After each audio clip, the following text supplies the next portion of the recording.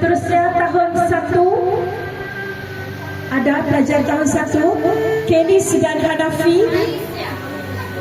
Kenis sahaja, okey, tak apa. Ada wakil dari tahun 1. Tahun 2 boleh bangun sedia. Tahun 2, okey, beratur dimulakan dengan Dani. Okey, tahun 2 yang lain ikut. Seterusnya tahun 3. Okey, sama-sama berdiri mula dengan Aisyah. Okey, diikuti pelajar lain tahun 3.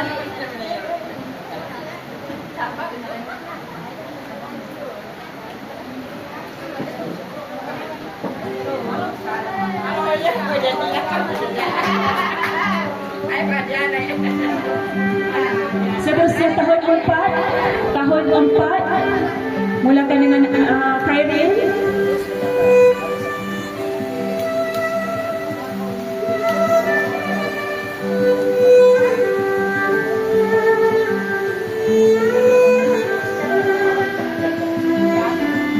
Dan seterusnya tahun 5.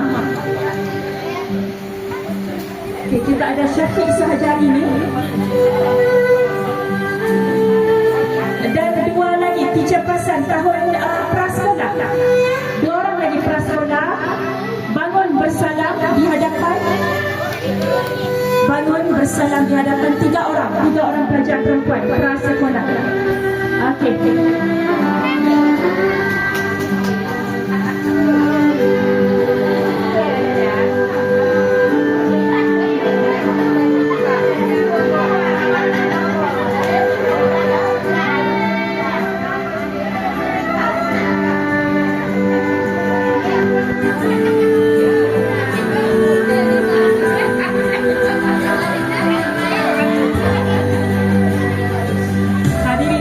Sekalian, begitulah sesi bersalaman antara guru dan murid kelas 6.